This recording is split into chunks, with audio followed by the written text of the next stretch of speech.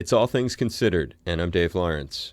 We're continuing our new series we're calling Off the Road, interviews with musicians and artists sharing how they've been affected by the pandemic and other crises.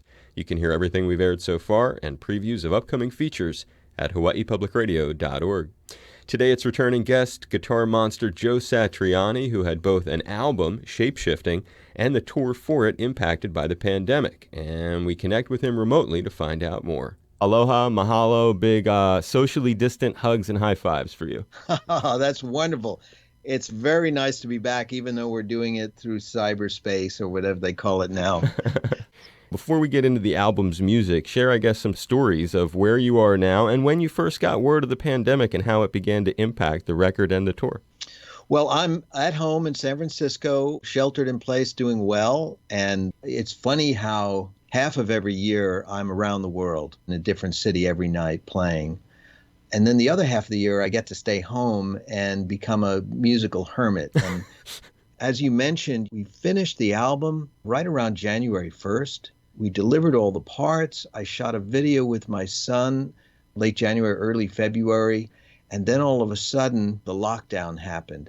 And we were fortunate that we had all this stuff in the can. So we really just had to stop and think personally and on our street and our community, like, what can we do to lower this curve, to slow it down, anything we can do. So while we had all that stuff in the can, we had to forget about the music for a bit. Luckily, my friends at Sony Legacy felt the same way I did, which was, we've got all this music and we shouldn't delay releasing it just because it's less advantageous for us from a business point of view. It's always good to release music and then show up in person. It's never a guarantee. Nobody knows how to make a record a hit. But one thing you can figure out is that I'm a musician. My job is to make music, and people out there need music. So why hold it back? So we just thought, okay, this will be different. The company and myself had never tried to release an album in the middle of a pandemic, but we thought, why don't we do it? It's like perfect to escape the reality of this horrible tragedy that we're fighting against. So this is one of those moments where you really understand what your job is, and mine is to make music for people. So that's what I'm doing. So I'm sticking to it. That's what I've been doing all the months that I've been at home, and that's what I've been doing this morning. And I'll probably do some on the air with you. And that's a wonderful thing, and we're excited to get to hear some of Joe playing for us. But there have been some people who have been lost during the pandemic. I think of like Ellis Marsalis, father of the Marsalis brothers, and John Prine, Fountains of Wayne's Adam Schlesinger, Manu Dibango. Have you been touched in that way by this crisis in terms of some of the cats that we've lost, or more close people who weren't necessarily celebrities or famous, but that were in your life? Well, I've been really fortunate that my close friends and family are still doing well. My family is an extended family that stretches from Singapore across the U.S. into Europe. I still have relatives on the Italian peninsula and family members here and in New York. And some of us are a little bit older than others. And so we're really in that age group where we got to stay home and stay masked up and be very careful. So yeah, it's crazy. And I was just thinking, because I was talking to my son last night and I haven't seen him in months, and I don't know when is the next time I'm going to get to hug him. I don't know. It's very difficult for everybody on just that family level. And you're right, when you look across the entertainment industry, we've started to lose people, and it's tragic. But courage is the word of the day. It's just, we've got to meet this head on. There's no turning back. Time only moves forward, and you may not be a doctor or a scientist that can really get their hands dirty with this thing. But if you're like me and you're a musician, music, make people happy, make them forget for a bit. That's what we do. Yeah, it is. And you've got a real moment to do that.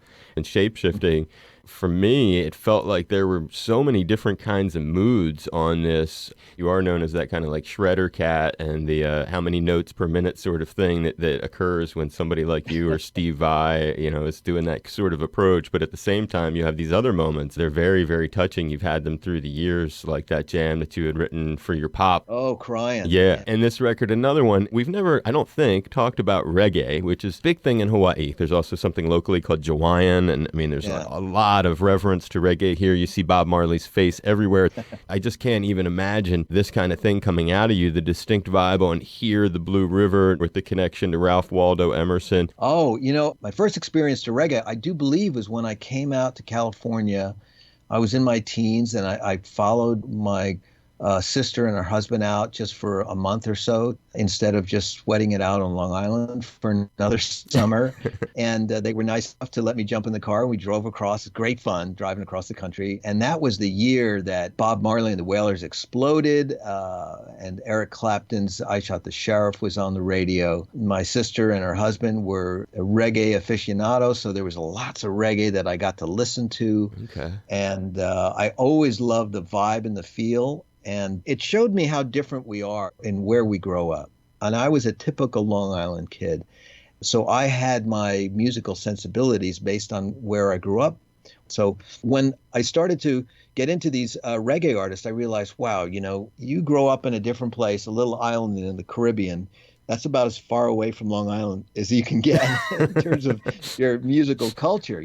I know they hear Black Sabbath in Jamaica, but it means less to them, and just the way for me going to the Uniondale Coliseum and watching Black Sabbath, it sort of, it solidifies that moment in my upbringing. But reggae was something that was far away. It was exotic, so.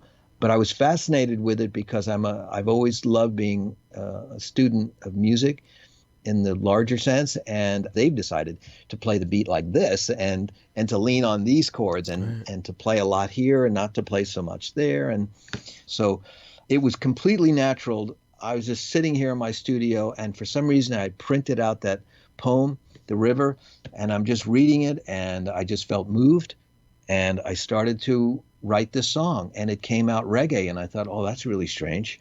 But I just went with it. I never censor myself. I never stop myself from writing a style because, let's say, I don't think it's going to work with the current album or something. I'm thankful for the inspiration, so I follow it through and see what happens. We're fortunate because Joe is near one of his instruments, or some of his, probably a lot of instruments in that place. Too many. Too many.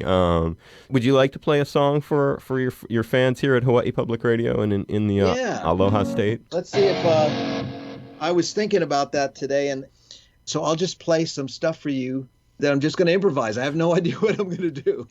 All right. So I got a little beat going because I'm all by myself. So there we go. You should hear a good kick drum. Get me in the mood. Yep. All right.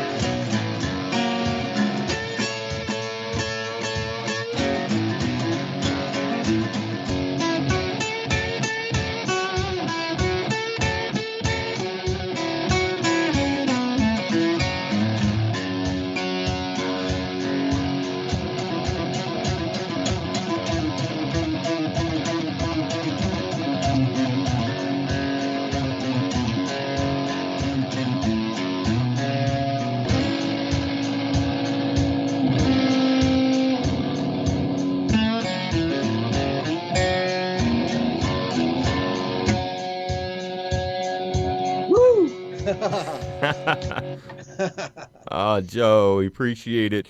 Little slide in there. I did. I was trying to get it on my finger and then off my finger. I'm not sure where it went. It rolled on the floor, but that's the beauty of just winging it. It's guitar hero Joe Satriani, even performing for us at his home studio as part of an interview we'll conclude tomorrow, with Joe sharing more of how his life has been touched by both the pandemic and the Black Lives Matter police reform crisis. You can find this segment and everything we've done so far in our series Off the Road at hawaiipublicradio.org. I'm Dave Lawrence.